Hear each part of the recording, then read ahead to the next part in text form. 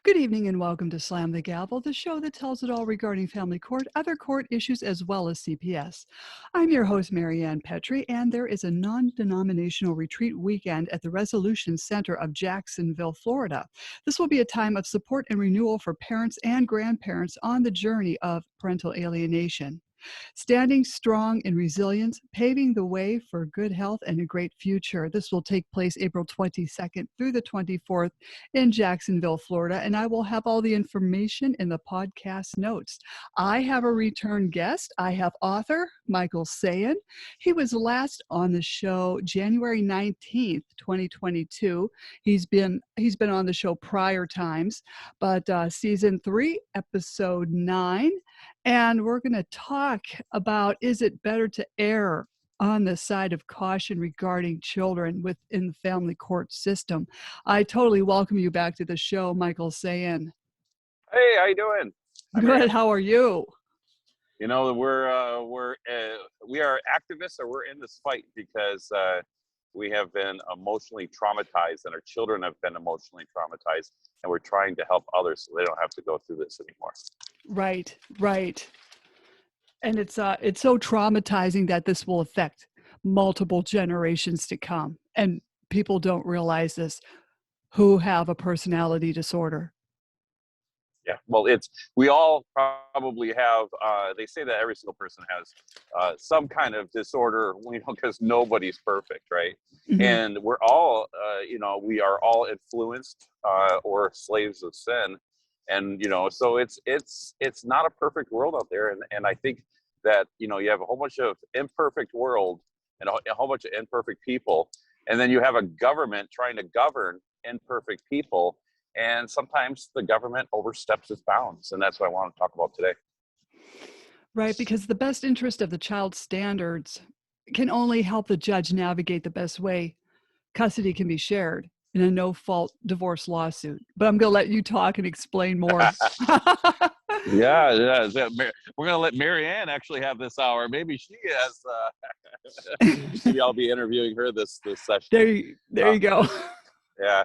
Hey, and Marianne and I have both had our own, Marianne has her own tragedy in family court as well.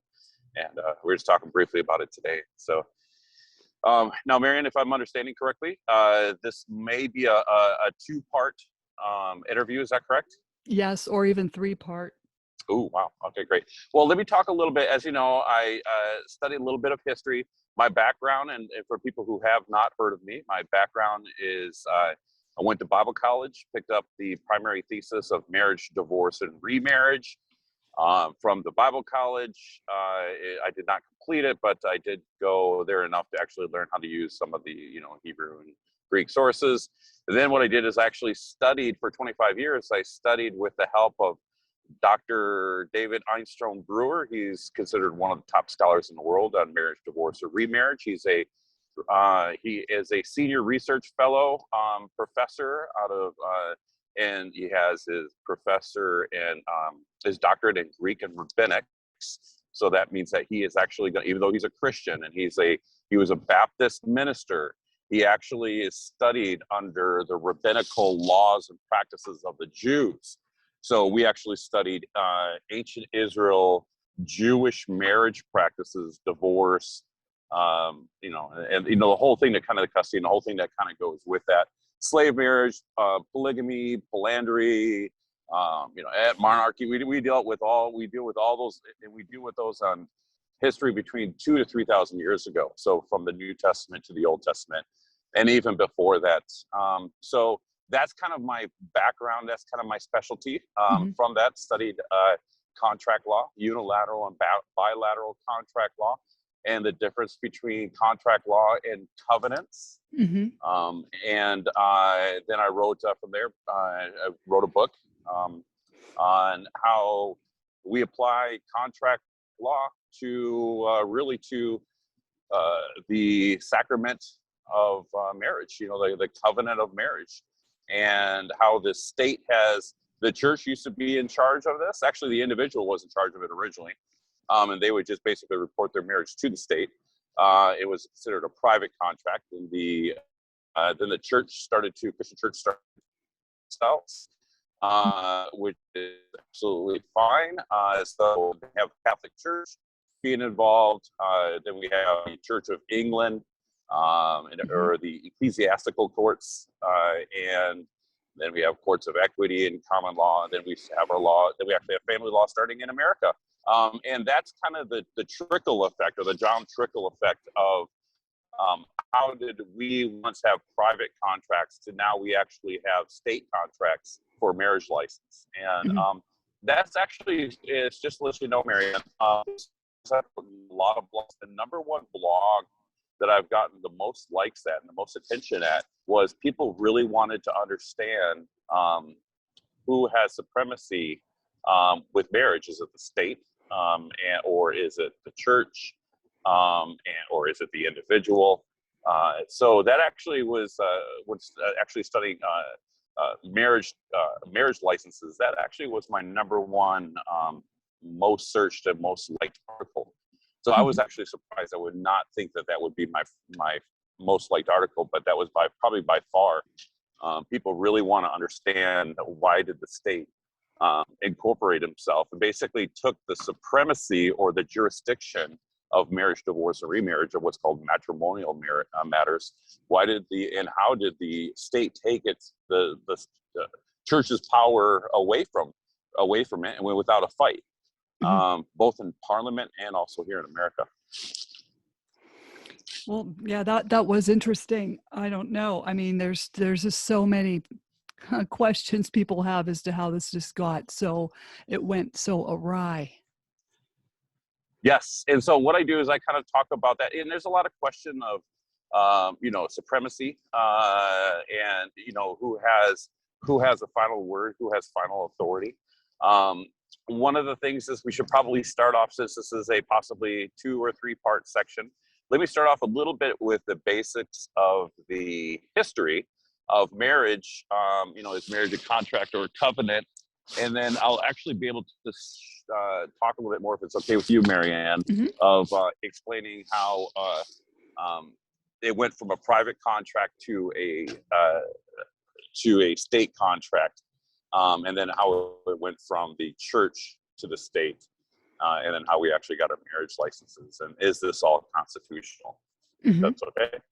Definitely. So just to start off, God actually has when Jesus was talking about marriage in Matthew 19, 2 through really 9, or 10 through the focus, he actually says that in verse 8, he said, when the Jews, the Pharisees, and the scribes came to try to trick and trap Jesus regarding matters of the law on divorce, they were trying to trick him, and they guessed to Jesus, hey, didn't Moses command or permit a man to put away his wife? So they were going to try to, because Jesus, they knew he was preaching peace, and he was preaching that if you remarry, you commit adultery, without the knowledge of sexual morality for the men.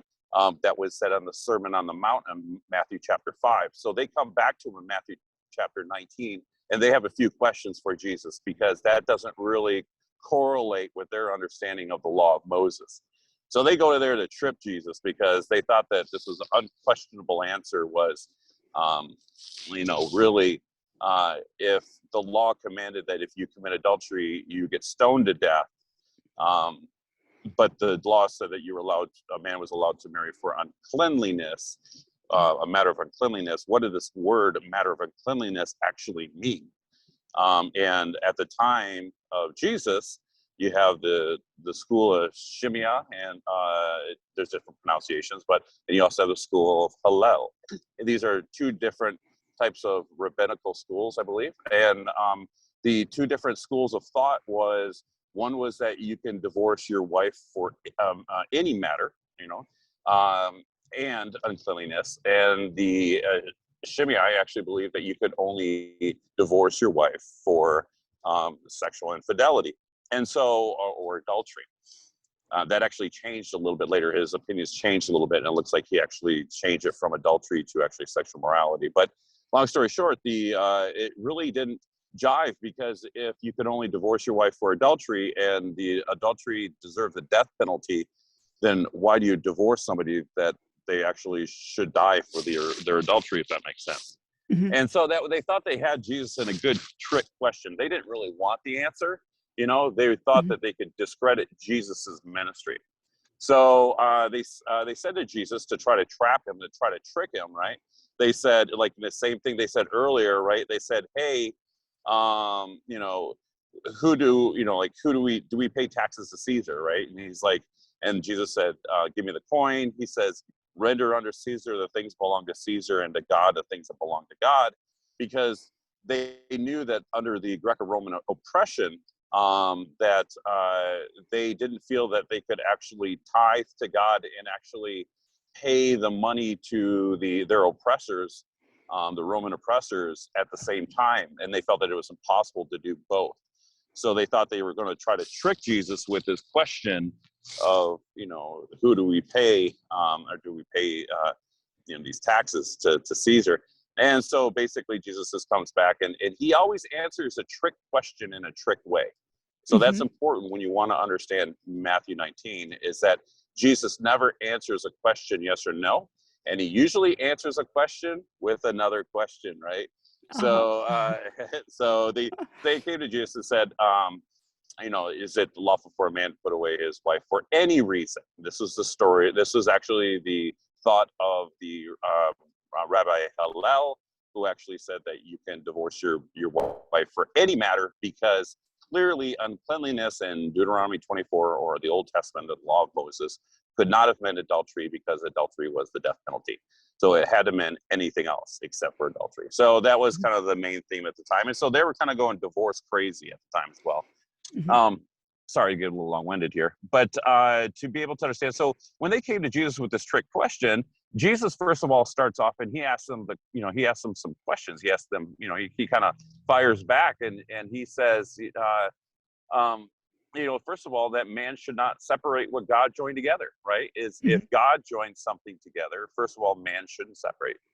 Then Jesus also, the second answer he gives is that he said from the beginning, divorce was not so, or it was not so. So in the beginning, divorce wasn't even an option for the Jews before Moses gave the permission. So what Mhm. Jesus says is that you can tell the intent of God, the design of marriage of God, that he never intended us to divorce one another. However, Jesus goes on, because of the hardness of your own hearts, right? Speaking back to the Pharisees, he says, the hardness of your own hearts, he granted you the permission of divorce. And this is because of the sin nature that came into play. When Adam and Eve, ate the forbidden apple, and they brought sin and death into the world. We now have the sin nature of man, and we're going to have that until death is destroyed. So we had to deal with the sin nature, and Moses actually said divorce was permitted later after the perfect design of God, because he knew that we would basically kill each other off, right? Mhm. If we weren't allowed to divorce, there would be some uncontrollable repercussions because of our sin nature.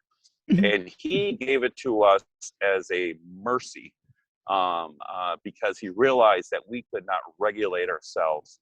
And he gave the men a way out from a unfaithful wife, because they were allowed polygamy at the time, if there was a matter of adultery. But Moses, kind of repeated or said that it was not because it was God's design.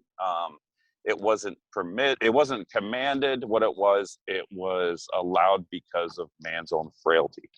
Mhm. So that's important to know when people understand divorce. So divorce is never a desired effect, or it was originally never a desired effect of God, right? And most of us are in this situation because of a divorce situation. Now, as statistics say, I believe it's almost 50% of kids are born out of wedlock today. I think I know it's 40% of Black families have births outside of wedlock. But I heard a recent study by John MacArthur. He said that he believes that the the the the birth rate outside of wedlock is 50. And I believe it's less than 50 from what I've heard. But however, between 40 and 50 would be, or 40% would be probably a pretty close accuracy call. And what happened was, and a lot of people don't realize this, so when no fault came into play in 1969, and then it quickly spread to all the states, and then eventually New York last, and it actually, they lasted the longest. It was around 2012, 2010, 2012, when they actually incorporated no fault divorce legislation. So, but for the most part, most of the states actually jumped on board fairly quickly. Matter of fact, the Bar Association, the family division of the Bar Association, tried to make it mandatory, federally regulate, to actually force all these states to make it a federal law to have no fault divorce. And I think early 1970, and that actually fell to the wayside. And actually, interesting enough, the president of the family division of the Bar Association, he actually fought against no fault divorce. He believed it was not going to be healthy for the families. Or that was the director, sorry, for the family division of the Bar Association. But long story short, when no fault came into play, we have 1970s.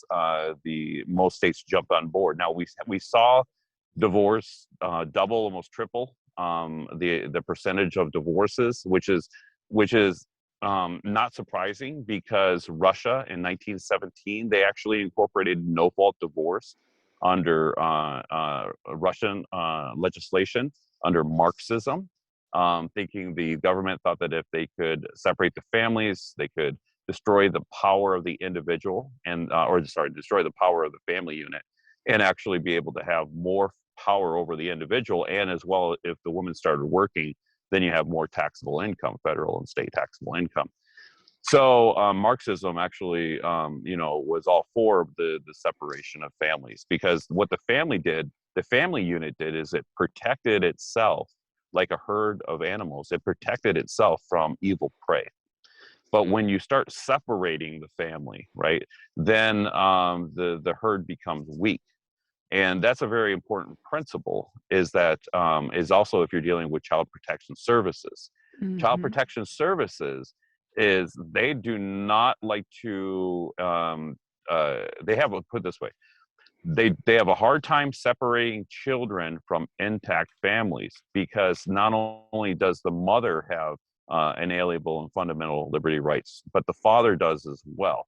And to go to court, they would have to prove that both the mother and the father are unable. They can't just prove one or the other. They have to prove that both are unfit to be able to have the rights terminated, and to put the children in foster care, and for the state to make basically $6,000 or a large sum of money per child. Oh, yes. And so, title, then you have title. I think it's Title IV would affect that as well. But I could be wrong. But so, anyways, long story short, is that when you're a family unit, you actually have protected yourself, and not only that, but the laws of the United States is also agreed with that, and they said such things as that a man is the king of his castle, and that you have certain provisions that the police are not supposed to, right, by constitutional protected law, are not supposed to be able to enter your home without a warrant, right? They do all the time now, but they're not supposed to be able to enter your house without a warrant, and that's because that your family becomes a unit, and you actually, as a individual, this is promised in the Declaration of Independence, and actually promised in the Constitution as well, that you have supremacy over your own children. And then when you're married, you actually protect your children from the state. Now the problem is that when you have children outside of wedlock, old statute, like in Texas, would say that the father is actually considered unfit automatically. And so that's I believe I know that was one of the, if not, I can't remember which case, but there was the case out of Texas that went to the Supreme Court, that may have been Troxel and Granville, but and I may be wrong on that one, but there was a question of that the mother died. Oh no, that was a different case. Sorry about that. So a different case. I think it was Nebraska. My apologies. So it went to the Supreme Court, and the thing is that mother and father, they never married. Had 3 kids. Mother died. state came and took away the kids from the father without even any due process. And they said, well, because state statute says that an unwed father is considered unfit. So the state went there and took away the kids without any due process. And that was actually reversed in the United States Supreme Court.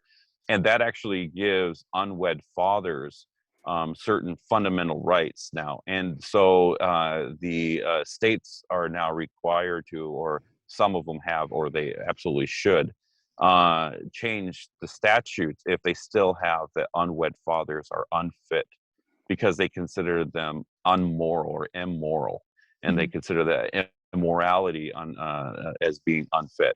But that actually was backed up in the Bible. So the biblical principle was, and you see this as Genesis 34, with the story of, I believe it was Tamar and it could be Jacob, but the story was in Genesis 30. I apologize, 39. I think it's 39. But the story is that he promised. He had the father had several sons.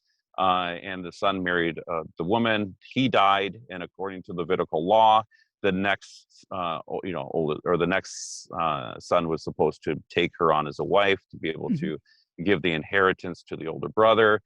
And this happened through several brothers, and the brothers all died. And so the father, the patriarch at the time, the grandfather, said, well, this must be a bad omen. She must be, killing everybody, right? Because there's just something bad with her. And so he didn't want to give any of her sons, any more of his sons to her in marriage.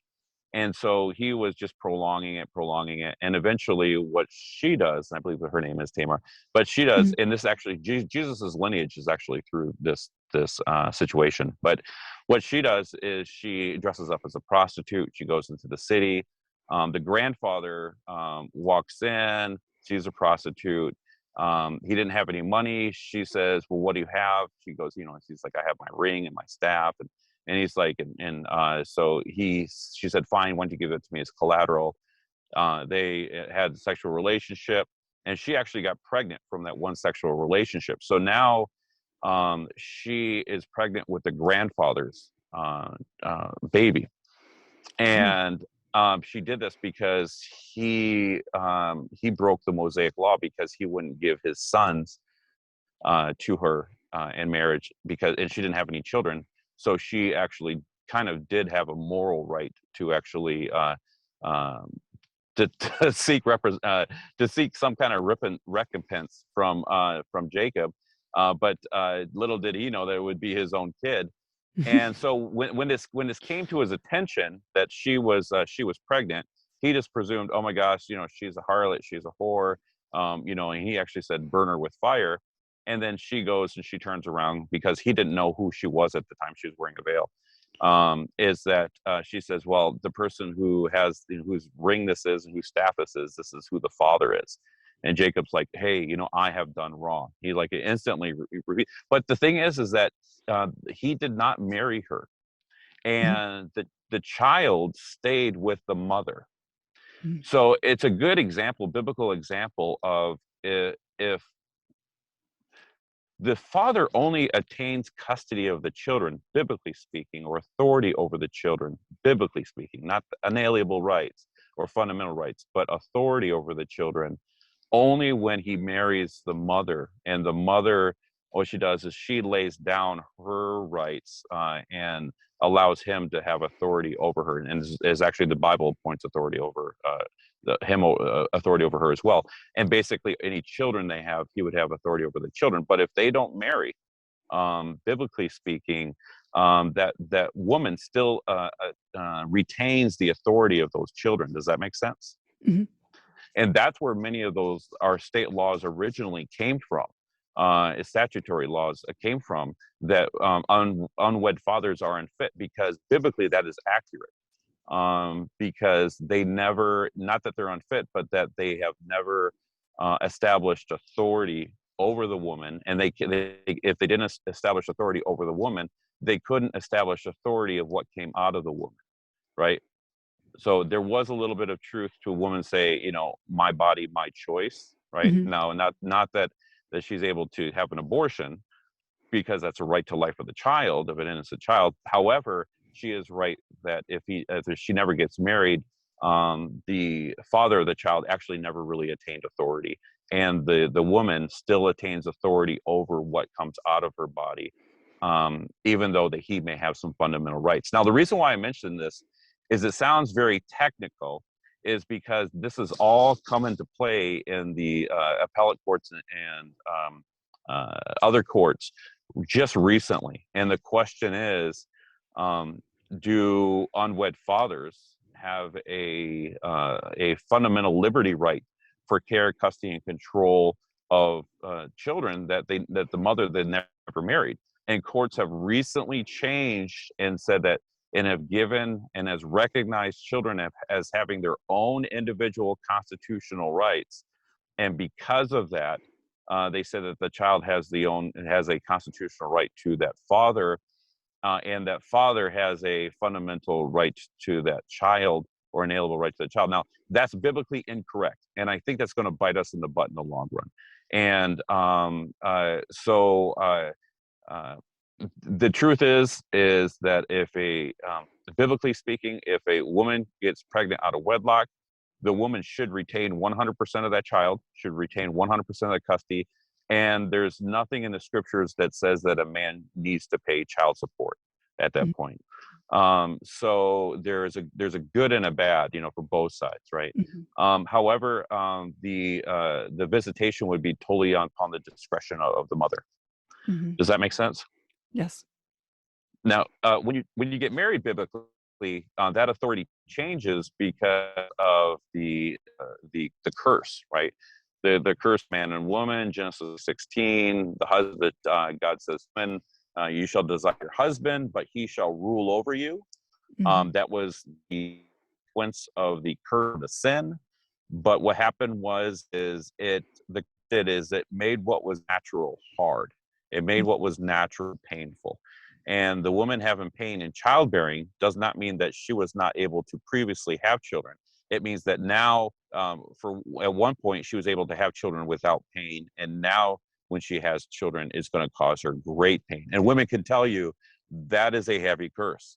And the same thing about the Garden of Eden. When the man got cursed, they were living in the Garden of Eden, and he did not have to work hard to collect his food, because that's the way the Garden of Eden worked. But when they sinned, and he sinned and he had the apple, they were kicked out of the garden. And God actually said to Adam that you came from the ground. He goes, but you're going to return back to the ground. So death was introduced to mankind, number one. And then number two, man's going to work by the sweat of his brow. And that was because of the provision of the family. So, and that's because of the sin nature. Now, a lot of Christians are confused, and I'm sorry for going on the history of this, but all this stuff plays an important part, because when you enter into our inalienable rights, right? Because God is mentioned 4 times in the Declaration of Independence. Now, the Declaration of Independence, by many law scholars or scholars of law, have recognized that the Declaration of Independence is called a unilateral social compact, and compact is just another term for contract. So it's the unilateral social contract. It's with direct and implied promises, and then the signatures on the bottom of the Declaration of Independence. What it does is it actually makes any of those promises or oaths, it actually makes it into contract law. Now, there is a difference in the Bible when you're dealing with contracts and a difference of covenants. Do you mind if I tell the difference between contracts and covenants? Sure. Am I going off track at all? No, I think you're following it. I'm good. All right, cool. Just jump in anytime. If you have any questions, or you want to lead me down a different path, or if you want any, or if you think I should give any clarity. So contracts and covenants. Now, covenants, the word covenant is actually a Hebrew term. So the best source to be able to actually understand the definition of a covenant is actually through the Hebrew language. So it's not like a lot of our English terms, come from Latin, right there. So pro novo or different types of status quo, right? We have a lot of these Latin terms that we use, especially in the legalese of things. And you would probably have to, it'd be a good idea maybe sometimes to actually, to know the Latin, where it came from, and its origination in the Latin. But however, covenant is actually a Hebrew word. Now, the covenant word is a controversial word itself in the covenant language, with both Jews and Christians agree. The actual root word of covenant, which is berith in Hebrew, that actually they don't know exactly what that root word means. Mhm. The root word is a little bit vague. Now, the word itself just means, agreement, but they don't know the actual, because it's important to really understand the root of a word to be able to understand how it was the context or how it was to be applied. Mhm. So when you're trying to understand what a covenant is, because you're looking at marriage covenant, right? Is that so we know that it's agreement. Now, under contract law, every contract there must be an offer, there has to be an acceptance, and there has to be consideration. Now, an offer means that there has to be an offerer. Acceptance means that there needs to be an offeree, someone to accept that offer. And then the legal phrase of consideration in today's contract language and international contract language is pretty much the same. Is that it means that consideration means that there has to be somewhat equal of value exchanged, Mhm. and both parties have to know what they're getting into, have the same intent of the promise, and this is most important, they have to both be able to understand or socially understand, or in the contract itself, stating the enforceability of that contract. How is that contract, or how's that covenant going to be, or sorry, how's that contract going to be enforced? Is it, and so now contract, the word contract is a legal term. So that means every single contract is going to be enforced through the law system or the courts. That's the meaning of contract. It's a legalese term. It means every time that you have a contract. Now, the Constitution protects private contracts. So if you make a private contract, the state is not able to interfere according to the Constitution. This is the contract clause, the Constitution. So the state can't go in there and they can't nullify or change private contracts. This Mhm. is because they realized that private contracts was really the foundation of America. It what founds, um, uh, founds property, commerce. It defines, it creates a society. So they realize that the state has to honor private contracts as long as private contracts don't violate the law, or that you're actually contracting to do something illegally. Mhm. So you can't contract with a cocaine dealer that and then take them to court because they didn't give you the correct amount of cocaine, right? Because it would be illegal. Now you also have other things in contracts that protect you. Is that you can't make it, and this is kind of universal, is that, and it's applied different ways, but for a contract to be legal, it has to be that you cannot have been forced under compulsion, which would be called signed under duress, or agreed under duress. And duress it's interesting when you look at historically the word duress and how contracts are.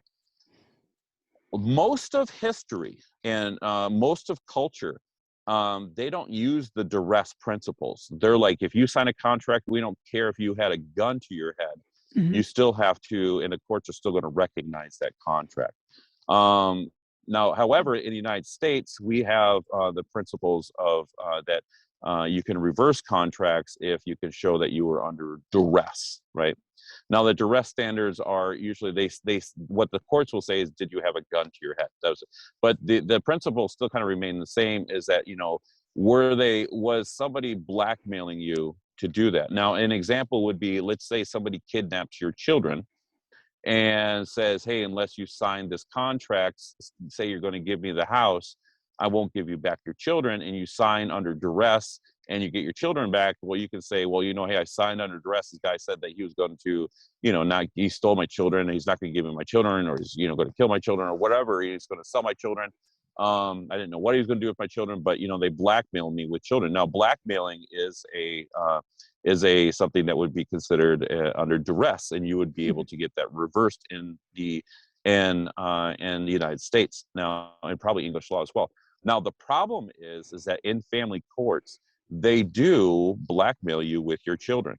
Mhm. And you will see Child Protection Services do this all the time when they come in and they say, hey, unless you sign this contract with us, this is the very first time you meet them, unless you sign this contract with us, we're going to take your kids out. We got a warrant. We're going to take your kids out of here, and we're going to, take them away from you. And so this would be a lack of due process. But they said, hey, if you sign this contract, agreeing to this parenting plan, then we won't. Then we will leave your kids with you.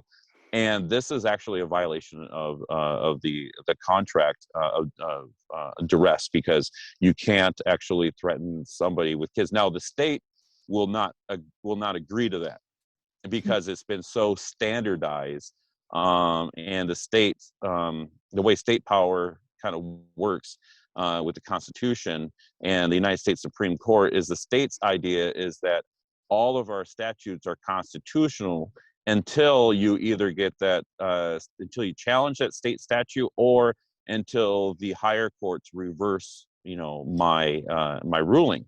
So they always, the lower courts always look at the state statute is always constitutional. You're going to see that in the state statute language as well. You'll see that and I know in Minnesota they have it, and I believe they have it probably in a lot others, if not all others, that they presume they're, and the same with the federal law, they presume all their laws are constitutional.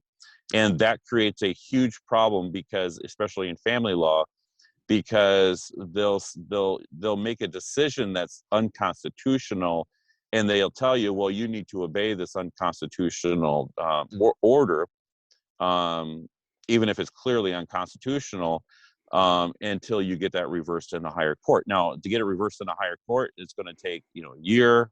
It's going to take a long time to get to the appellate court to get the decision. And appellate courts rarely look at constitutional issues. Well, they say they do, but they usually they give discretion to the lower court judge, boots on the ground, as they call it. And then, but you can look at more of the constitutional issues in the Supreme Courts and in the federal courts. However, all that stuff takes tons of money and lots of time. Now, there was statements in the judicial review. You see this in Maryland versus Monroe in 1803. And the whole point of judicial review is they said that any law that's unconstitutional, this is according to the Supreme Court, any law that's unconstitutional is immediately null and void. It starts off as null and void if it's unconstitutional. And as a matter of fact, Thomas Jefferson, I believe at one time, said that we have a duty not to obey unconstitutional laws, because because of that ruling, and we know that ruling, that we actually have a Supreme Court, which is supreme law of the land, to be able to say that, hey, if we know an order is unconstitutional and it's harmful or detrimental, or if for some reason we don't think but it's unconstitutional, it's actually considered null and void from the gate, and you don't have to prove it unconstitutional. It's considered unconstitutional right away. Now, there's repercussions if the higher courts disagree with you, but if you don't, I believe if you don't obey a law and the higher courts say, well, you're right, this was unconstitutional, they might. Well, I'll have to check it out, but as far as the state courts being able to punish you for not obeying an unlawful order. Long story short, the Supreme Court has.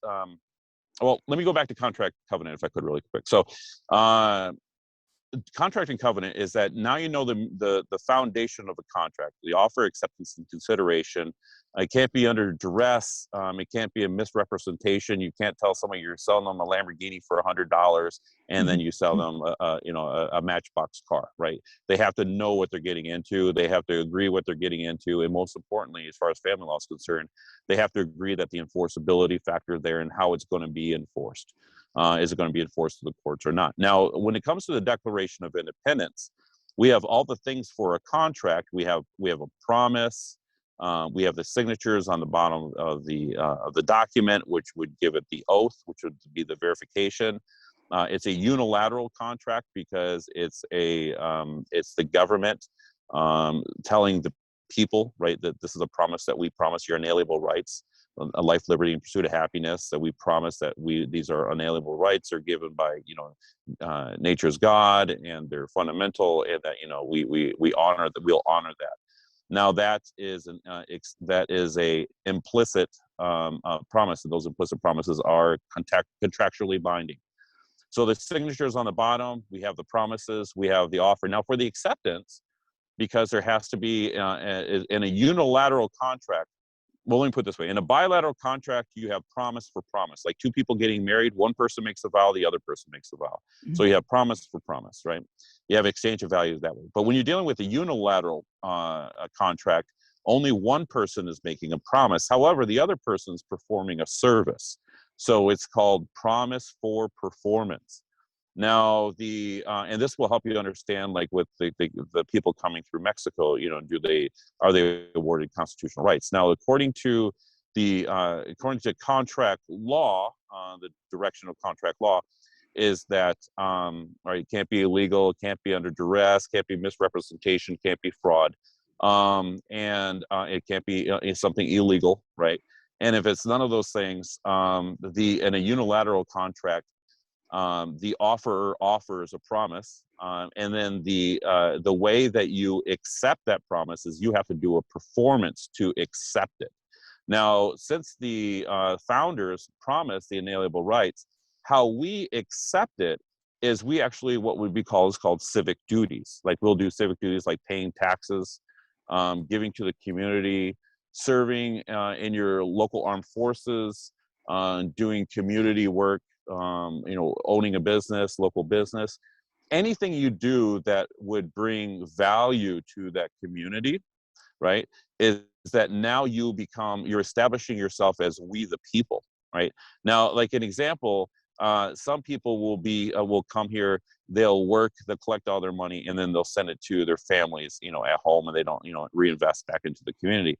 However, we also have other things like social security cards, birth certificates, and so forth like that, which are showing that we have accepted the unalienable or the promises of our inalienable protections. And so what we do is we give service, and because we have performed, right, we have now made that contract valid.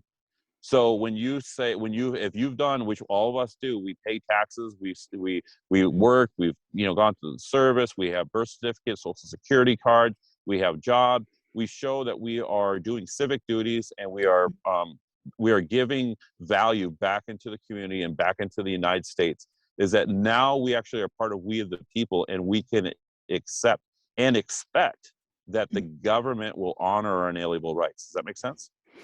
Right, but they don't. Right, exactly. Because now the reason why, just to let you know, is the question is the very last thing in a contract is that it's called the enforceability factor.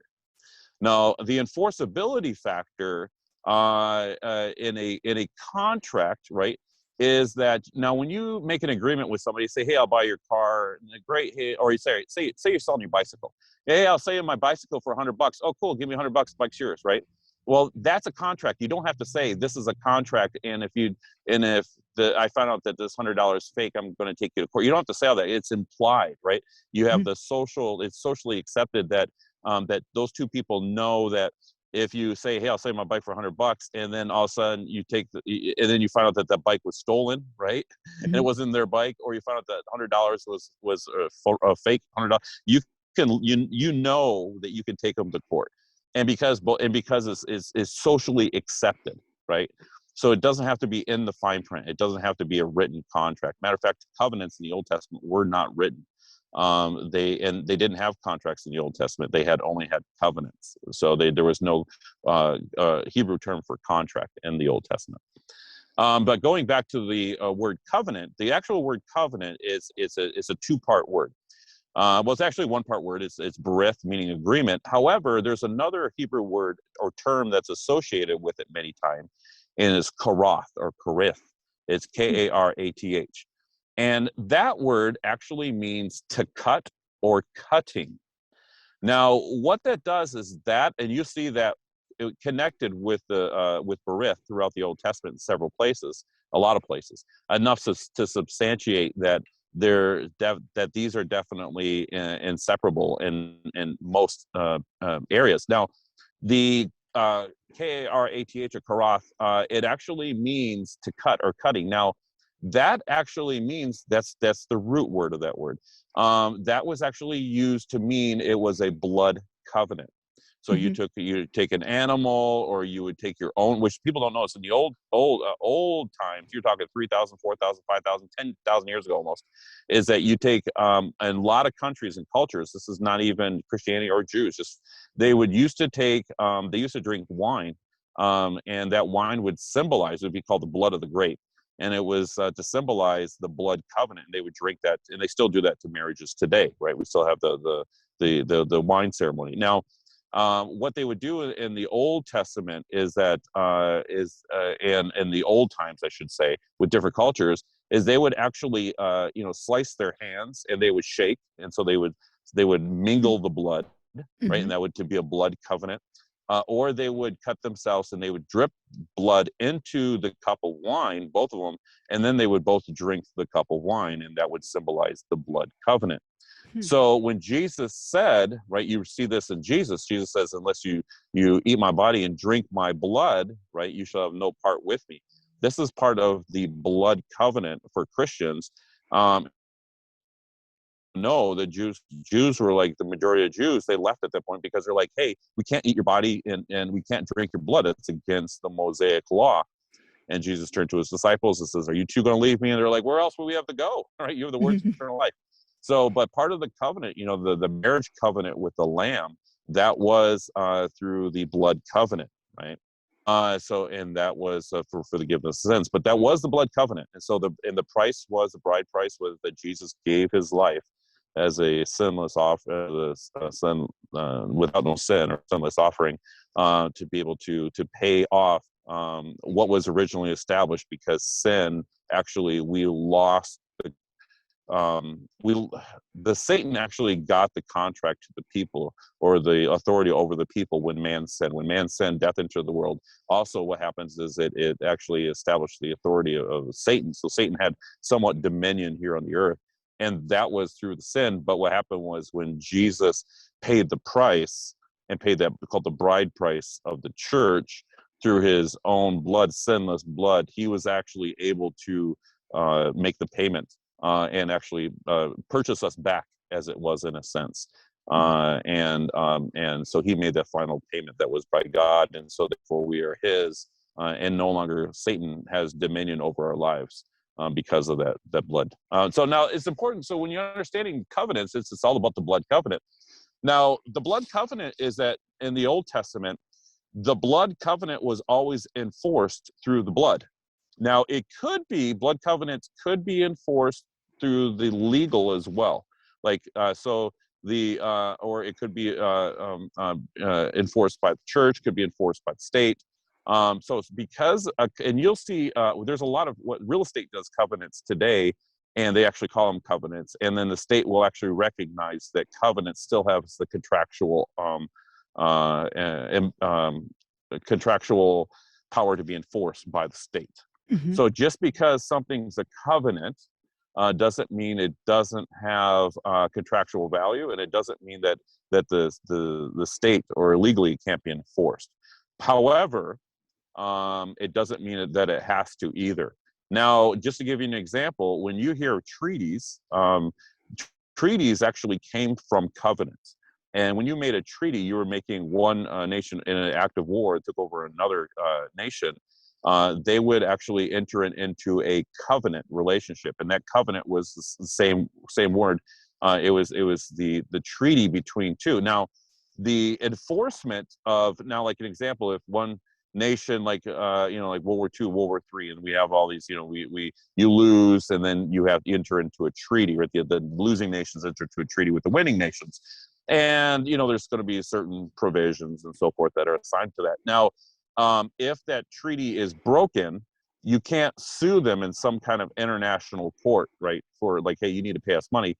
But what you can do is, if they sue them, you actually have a right to go to war, right? Because you have a right to require the blood, right? If they made a blood covenant, the enforceability is through their own blood. So you have a right to go to war for that. Now, the reason why this is important, because the Declaration of Independence actually states in the Declaration of Independence the enforceability factor of violation. If our own government becomes so tyrannical, this is what it says in the Declaration of Independence. If our government becomes so tyrannical, not only do we have a right, but we have a duty to overthrow the government and establish for ourselves new leaders of our inalienable rights, to be able to govern us. So the enforceability factor in the Declaration of Independence clearly says that if our government violates their promises and their validated oaths, right, because the signatures validated that, is that we have a right to overthrow the government and to appoint new government to be over our to be over our to protect our inalienable rights. And so, but Mhm. because the reason why is our government made the Declaration of Independence because it wanted to say God is our authority, not man. And the reason why, because they had a lot of Christians who were the signers of the Declaration of Independence, and they had to deal with Romans 13 that says that we must obey the laws of the land, right? We must obey the government. They were appointed over to us from God. They don't carry the sword in vain. And so the founders had to say, how do we obey God? But how do we, but when God says obey the government, but how do we, get ourselves away from this tyrannical king of England who was overtaxing us? And it gave a whole litany in the Declaration of Independence. You can see it, a whole litany of abuses. It says it calls a trail or a train of abuses. Mhm. The king was warned many times, but he would not relent. And these were called human rights violations. And so he violated these human inalienable rights over and over and over again, to the point where that the United States, the government here, believed that they needed to, the only way to free themselves from the tyrannical rule of the King of England was to that they're put in a position to overthrow the governmental leadership of England had on its people in America, and they had established its own nation. They wanted the people to know, we the people, to know that we're not hypocrites. They basically are saying in the Declaration of Independence, we're not hypocrites. If we become so tyrannical that we become as bad as England was to us, back in the 1600s, if we 1700s, if we become as bad as they were, we not only expect, but we want you to overthrow us, right? Not only do you have a right, but you have a duty to overthrow us and to establish new leaders. Because this whole thing, the whole government, the democracy and republic that the system that we're under today was called the Great Experiment.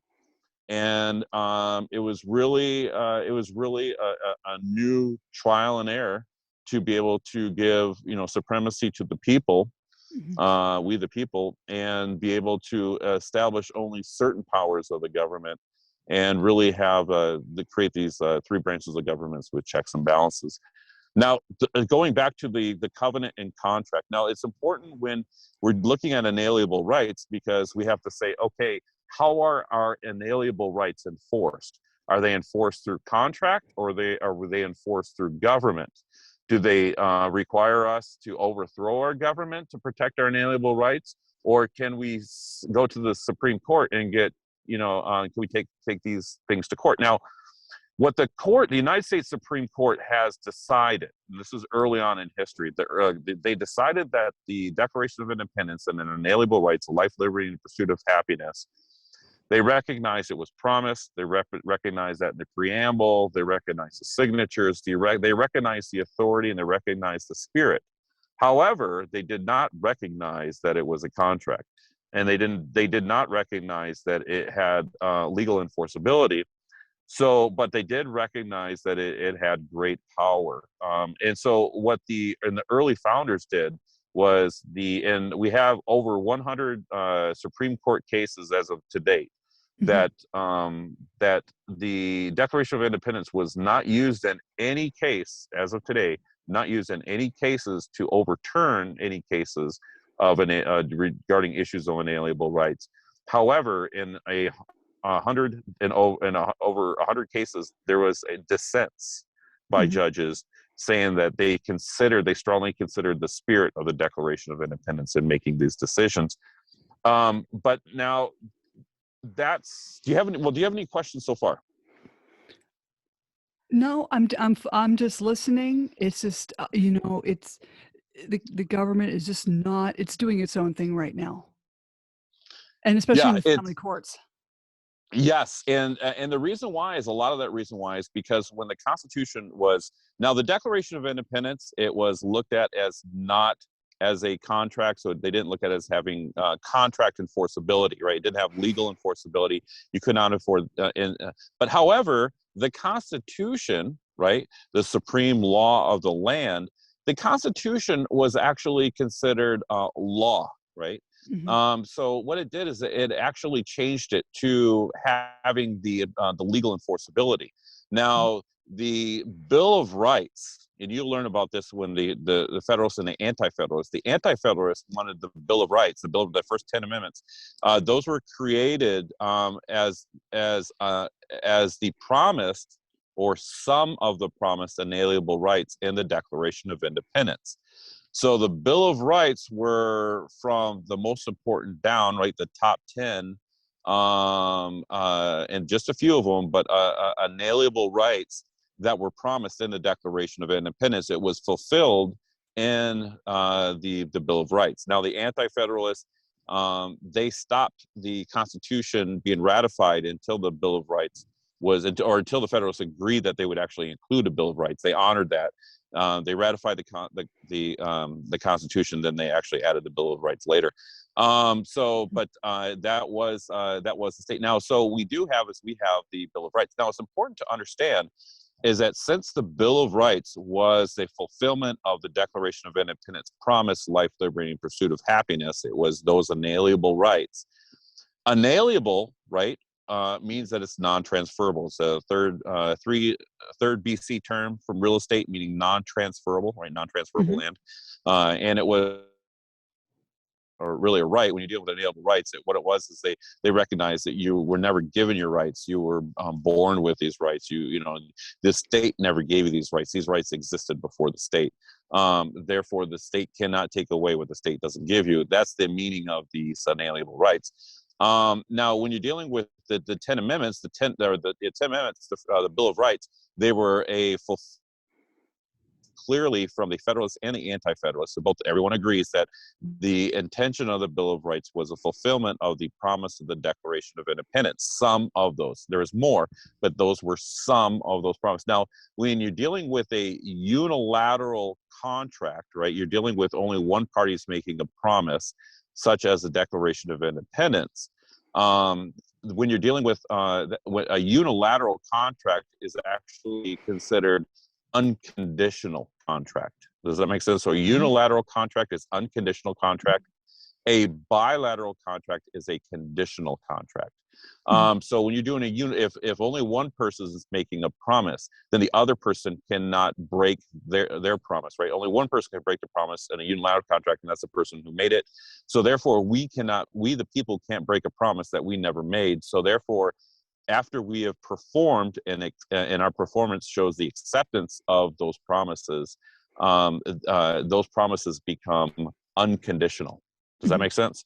So Mhm. the Bill of Rights are actually, unless they have a condition in there, and you'll see it in the Fifth Amendment, right? That you see the due process clause in the Fifth Amendment talking about going to criminal court, is that, life, liberty, basically property. In the Fifth Amendment, or the Fifth Amendment saying that for criminals that they're afforded due process. Now, the due process is actually a condition. This is called a conditional clause.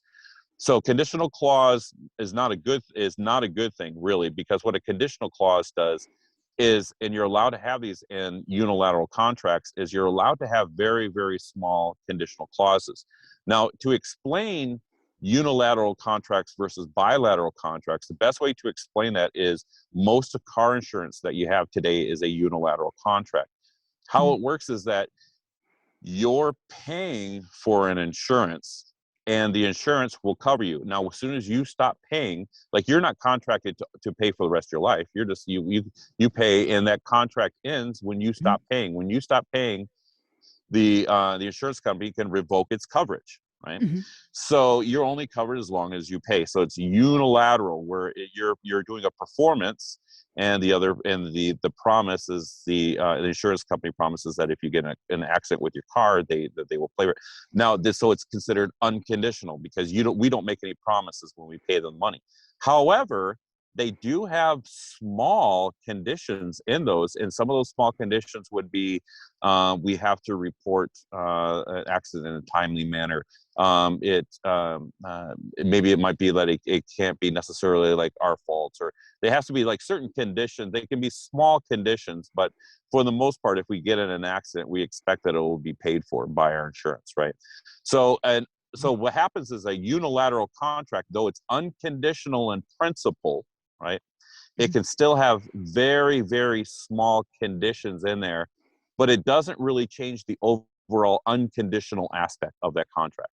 Now, the reason why I mention that is because the Bill of Rights, when it's a unilateral promise from the Declaration of Independence fulfilled. So that's our unconditional, unless those small conditions have it in there. So now you're not going to see conditional clauses in every single amendment. You think you're only going to see that in the Fifth Amendment.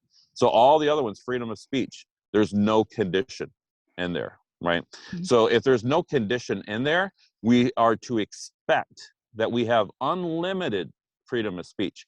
Now, what they'll tell you is that the government is able to limit your unalienable rights if it violates somebody else's inalienable rights. However, according to contract language, when a unilateral contract is made, unless it specifically says it in the contract, right, the small print, unless it specifically says it, we're to suspect that that promise is unconditional. So freedom of speech, the right to own gun, these are considered, when it's unalienable right, what it's saying is an unconditional right, that the state cannot infringe on those rights at all, Mm-hmm. even if it may offend somebody else, right? And you'll hear this all the time.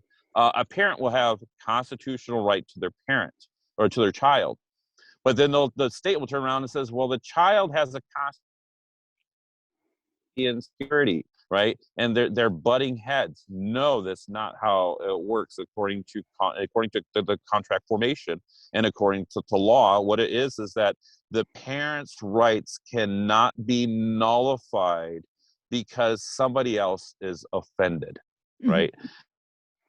Important to realize that when you're dealing with parental rights. Now, what happened was, I heard a recent case where an attorney brought it up to the higher court, and they said, hey, the father has parental, constitutional rights, and the mother has constitutional rights. So because they are competing against one another, they actually cancel one another out. And then they said the deciding factor is the best interest of child standards. So therefore, this is the argument the attorney made, therefore, parental constitutional rights don't apply at all in any family court cases, only best interest of the child, because the parents' constitutional rights have canceled each other out or have nullified the others. Does that make sense? Mm-hmm. Now, that may sound a little logical. You might say, well, I guess it kind of does sound a little logical, but that is not true.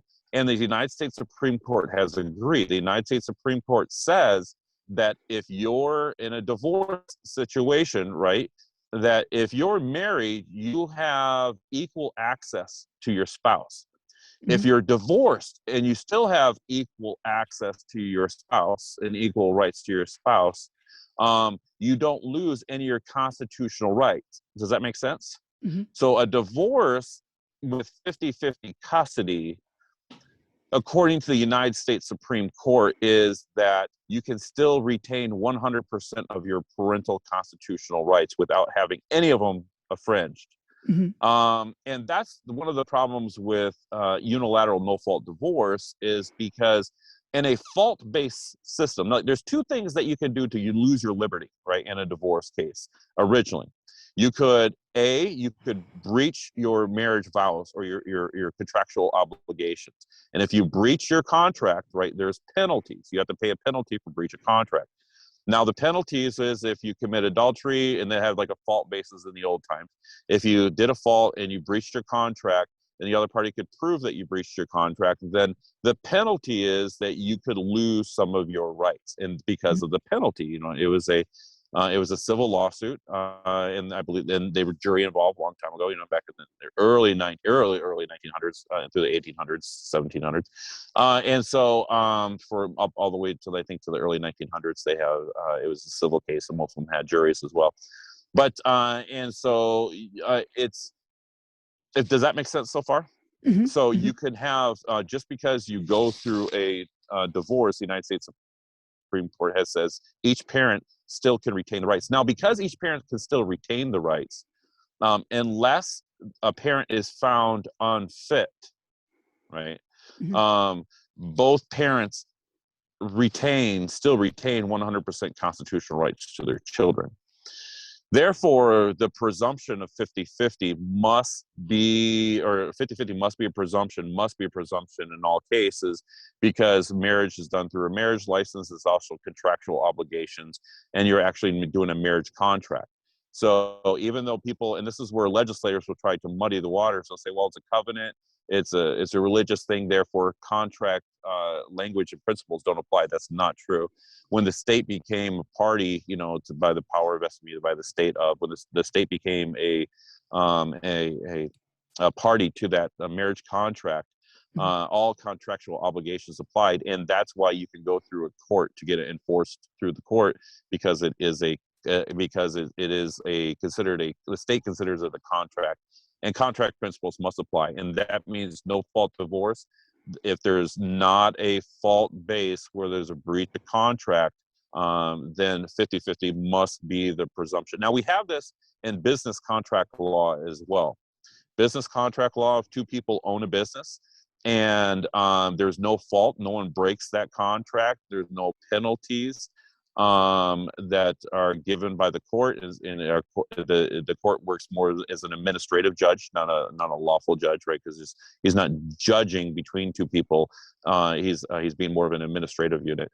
So if that administrator, the judge, like in a family court, but in business law, if two people own a business and out of good faith they get out of that contract and there's no breach of contract and is unilaterally opted out, if one party or the one owner, business owner, unilaterally opts out of that, then what happens is that according to business contract law, that company must be split 50-50 evenly. All assets must be split 50-50. There's that presumption. Now, you can't split everything 50-50 because you got debt, you got employees, you got how much they say one person says the company is worth and how much the other person says is worth. So you can't, but however, there's that fairness principle, right? Mm-hmm. Now, we have the fairness principle guaranteed for parental rights. It's called the Equal Protection Clause of the 14th Amendment. The Equal Protection Clause of the 14th Amendment. Now, it's important to know that the suffrage movement, the women in the suffrage movement in the early 1900s, they used the Equal Protection Clause to actually establish their right to divorce, because under coverture laws, women in America had a very hard time initiating divorce. And when they were given the ability to divorce, and same thing with English law, they had to, in English law, a man could divorce for adultery, but a woman could only divorce if her husband was continuously adultery, and it had to have a secondary element like a cruelty or abandonment. So the woman to be able to divorce, it was always harder than the man. But so the women, the suffrage movement and the feminist movement in the early around 1900s, they used the Equal Protection Clause of the 14th Amendment to be able to establish that the divorce principle should be equal. Now, it's interesting. I don't know why anyone has not brought that up regarding custody, because if both men and women were, the courts recognized the equality, basically the equality principle of the 14th Amendment due process, that the equal protection applied for both are allowed to equally divorce. It's a part of being fair, right? Being equal, being of good faith. Is why it's not applied to custody, I don't know. So that actually violates that. Somebody needs to bring a lawsuit up to the United States Supreme Court that actually says, that, hey, that equal protection must apply. If it applied to the women, if they're allowed to divorce equally, then we should be able to attain custody equally. Does that make sense? Mm-hmm. Mm-hmm. Yeah, that's very interesting. So, yeah. Oh, go ahead. Do you have any questions so far? I know I kind of reached my kind of conclusion on some of those areas, and I could switch to another one, but I think that kind of finishes that part of the segment. Do you have any Okay. questions for me? No, I mean, this was excellent because this, totally put it all in a nice package that we can understand. Yeah. And so the next, I think that'd be good if it's okay with you that maybe we could end this segment and we can go to another one next time. And we'll be talking about parents patriae doctrine, and we talk about stare decisis doctrines, and we'll talk about all these doctrines that courts use to supersede your parental constitutional rights, even though clearly the Constitution has a supremacy clause, Article 6, Section 2, that says the Constitution is the supreme law of the land. But you're going to hear later of how the Supreme Court has given itself the ability to interpret the Constitution. Mhm. And I'll tell you the case Mm. about that, and how the church, the Catholic Church, gave itself the power to interpret Scripture, and during the Dark Ages, and how that when you give yourself the power to interpret it, you actually have the power to change it. Mhm. And so the courts do not have the power to interpret the Constitution, and judicial review, the power, they gave themselves the power to, they gave them called expansion of powers. They gave themselves powers over the other branches. That was in question too, but overall, when you look at the United States Supreme Court, if you go under their website and you look at under interpretation of the Constitution, they'll use two cases, 1803 and I believe an 1819 case, Marlboro versus Madison judicial review, and the 1819 case, to be able to say that they believe that they have the power to interpret the Constitution. And if you have the power to interpret the Constitution, you have the power to change the Constitution. The church did it, the Catholic Church did it in the early ages. And now the courts are doing that today, and they've changed the Constitution, reread the Constitution to a point that is actually unrecognizable today. Mhm. And then they use stare decisis to be able to say that, hey, our decision stands even over the clear teachings of the Constitution itself. So I'll be able Mhm. to kind of explain a little bit more on the child's rights and parental rights in regards to those doctrines That's excellent. next Excellent. episode. Well, hey, don't jump off. Okay. Slam the Gavel is a podcast to help the public understand what really goes on in these family courtrooms. I'm your host, Marianne Petrie, author of Dismantling Family Court Corruption, Why Taking the Kids Was Not Enough, and Cry Out for Justice, Poems of Truth. Please join us again here soon with Michael and other guests. Thank you again, Michael Sayen. God bless you guys. Thank you. Thank you.